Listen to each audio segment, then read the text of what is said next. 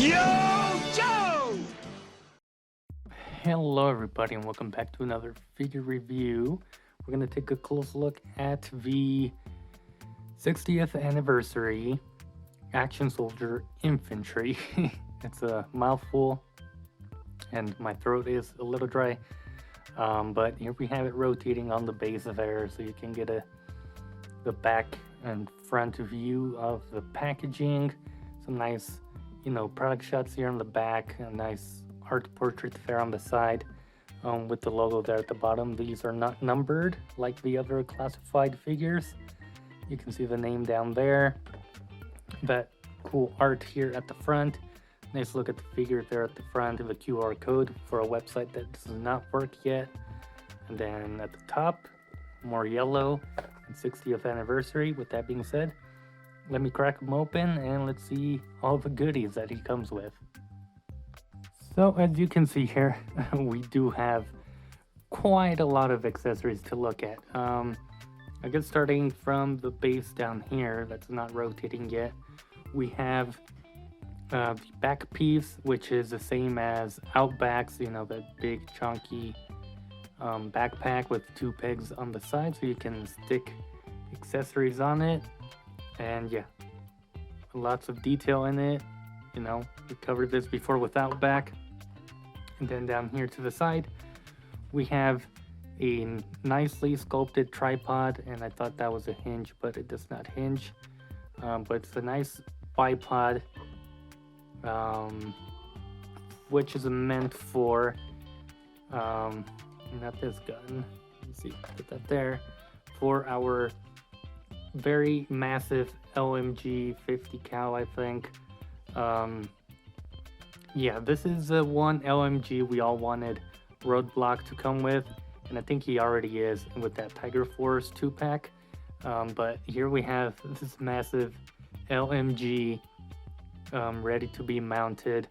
No really moving parts here other than the hinge here, and these are really pliable, so be wary of that. You can also detach this sort of two-handed handle, and you can replace it, as I drop everything, you can replace it with a one-handed handle, so you can go sort of detach from the bipod and just have it dual wielding with your two hands with no assistance. But as you can see, you can port it on there and it does rotate on there, and hinges and everything. So it's a very nice piece to have in a diorama, just a mounted sort of turret. So we have those accessories out of the way.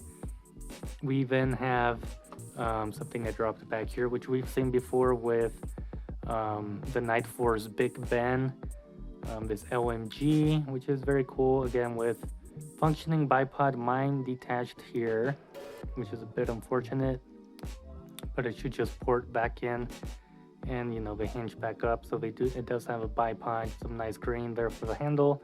You do have a removable mag with some nice painted bullets there. Very cool, and it's pretty straight compared to the Big Ben ones. Those were all warped, but these are pretty straight, so I like that. Continuing on with the guns, people are not liking the double barrel assault rifle. I really don't care about it. It looks cool functionality wise, or I forgot the word. Yeah, it's not convenient to have two barrels, but it looks cool and I don't mind it. And it's G.I.Joe anyway. It's kind of fantasy or sci-fi, so I don't mind them adding this here. It's a nice sculpt. You have a nice little grip there, removable mag as I just showed, so there's that. We then have moving on, we do have a walkie-talkie, which we saw with Rock and Roll. Very cool, very flimsy antenna there, and some black for the screen there, and the buttons aren't painted, but that's okay. And yeah, walkie-talkie, we've seen that before. We have the ammo belt for the 50 cal LMG over there. Some nice paint with some green, and I do believe you can just pour it in, and there you go, it's ready to go. we do have 2 alternate hands for our action soldier here, for our infantry trooper. These are, black hands because, the fingers are exposed, and we do have an alternate head to accommodate for that.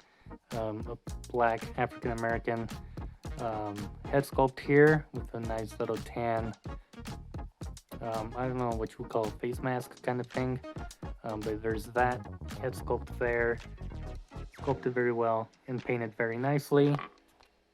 We do have the dog tags that we saw with the diver as well, which are very nice, nicely sculpted and painted. We have furthermore a helmet in tan and brown, so that's nice. And then we have this sort of hooded piece, which I'll get into even further in this video. And then you do get a pistol here. I think it's the same one we saw with Rock and Roll. You can't put blast effects on it, which is a bit of a shame. But there's that kind of a gray plastic. That's what I'm seeing, sort of grayish plastic. And then we do get a base, this time in brown compared to the black bases that we've gotten so far in the classified series. So yeah, the brown is a nice color and it should fit well with the figure. And then we have all these multiple pouches which we can attach and detach onto the figure and configure them whichever way we want to really get that troop builder and unique aesthetic to each of your troopers. And here we have the figure itself. Again, he has the white hands on because he has the white head sculpt on, and yeah, they are different just in color but sculpted the same way. He does have, I guess this would be a hood piece. So you have your hood piece, and I assume that's supposed to just come off the figure as so, but you can also take off his sort of parka or hoodie or coat, whatever you want to call it. It's I think the second time we see soft goods with classified. This is our third. We had Dr. Mindbender, Serpentor, their capes were soft good, and now this one with a coat, which looks very nice. I mean, it's got some nice camo to it. It's got some stitching there that you can see. It does have a pouch here, so you can store something in there if you really want to. And in the back, you can see more of the camo. In the inside, you don't really get that. But yeah, there is that coat, and as you can see, it just easily goes. Oh geez, it easily goes over his neck piece there, and you can just put the head on. And this is supposed to be sort of a hooded coat, so there's the hood piece, and if you want the hood piece to be down, we simply grab this piece, put it on there, and there you go. His hood is down. I'm not really worried about the rain or whatever is going on. So there's that interchangeability there. So these two pieces really do just work for the coat. With that being said, we can remove it, put our head back on there, and then we can have him with our helmet, which is the look I think I'll go for. Unless I just want to keep everything on him, then I'll keep the coat on him, but I think this is the look that I prefer and will keep him as such. Now you may notice on his vest, which I think is a new sculpt, which is very nice, you get a little flashlight sort of sculpted on there, very cool. But you also have a pen there, you have his belt piece here with the canteen on the back, a little pouch, more pouches here on his thighs, his holster there, his boots, which I think are rock and rolls. The legs are too. These arms are from Stalker, I believe, and Dusty. And I think the torso as well. I'm not too sure. I don't remember where each mold came from originally, but a lot of new sculpting here, pinless and whatnot, for those of you who care about that. I guess I might as well go into articulation real quick, because it is pretty standard. Can't look up very much, can look down some, and then you do have some pivoting there, and you can turn side to side. Arms go out about that much, and then they do go all the way around. You do have your butterfly joints there, your bicep swivel, and then you have your double jointed arms, a little stuck there, but once they move, they move. And then this hand has a vertical hinge, so it hinges up and down as such. And this hand should have a horizontal hinge, so it's side to side very smoothly. Might as well get these other arms moving in action.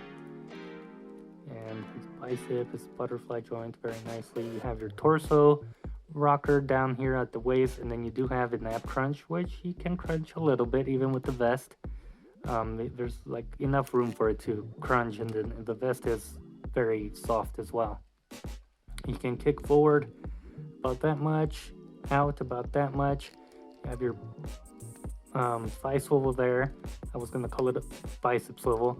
You have your double jointed knees there, and then you have your boot swivel, and then feet go back, forward, and they do pivot, and yeah, so nice range there at the boots. Just gonna get everything nice and loose. Ooh, this one's tight. Let's see. Oh, please don't be tight. I'll figure that out later. Usually, yeah, I think there might be a bit too much glue in there. I may just go in there and scrape it with an X-Acto knife. But yeah, I know sometimes there's too much plastic going over the hinge here, so it doesn't let it move. But that's not what's happening here, at least from what I can see. I think it's just too much plastic in this area of the joint there. But it's an issue for future me. As I was mentioning, lots of cool detail. I think it's a shame they didn't go ahead and just do the printing on the torso as well, because you can see it's just very bland and naked down there. Not very good looking unless, yeah, it just kind of stops there, as you can see. So it doesn't look too good if you were to remove the vest. So yeah, I think if they would have kept going with the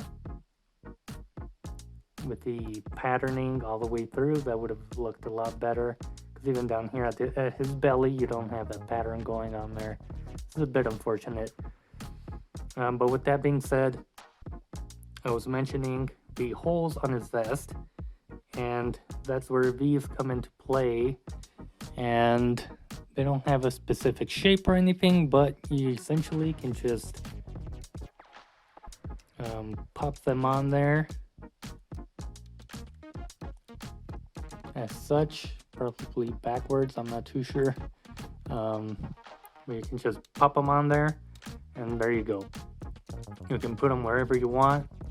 I think this bigger one might look better back here, like that. Very cool. You can, pop the walkie-talkie on his chest if you want it there, on his side if you want it there. You just get a good variety of pouches and whatnot. You get small ones, big ones. There's this one with the Joe logo. We're gonna put that on the center there. And then you have, like I said, an even smaller one. You can have that on one side of there. You can remove this. You have another hole here, like Rock and Roll did. You can put it on there. You have another hole here, which I believe can be for any pouch. This was originally a peg or a hole for Rock and Roll's sort of magazine, M60M magazine, but we don't have none of that here, and I think these are way too big to really fit in there. You might be able to force one in there, but I don't really see any other pouch with a smaller peg, so Yeah, I think that hole there is useless. It's just part of the mold and they just didn't fill it in and whatnot. And then we have this other pouch, which we'll just go ahead and put on here. So as you can see, just a lot of variety. You can swap them out however you want, whatever your preference is. And I did leave this hole here available for the backpack, so we'll see. Yeah, I think this back one may need to be removed. Yeah, there you go. So yeah, I think if you put one on the backpack won't sit on there all that well. But he just looks cool. You know, he has a menacing face on him. You know, we like our Joes to be a little aggressive. I love the head sculpt. I don't think these are reused from anything, at least from what I can remember. So new sculpts, new, you know, sort of swapping feature here, functionality, and just a whole ton of accessories that you can put on this guy. Let's go ahead and take off his head. Oops.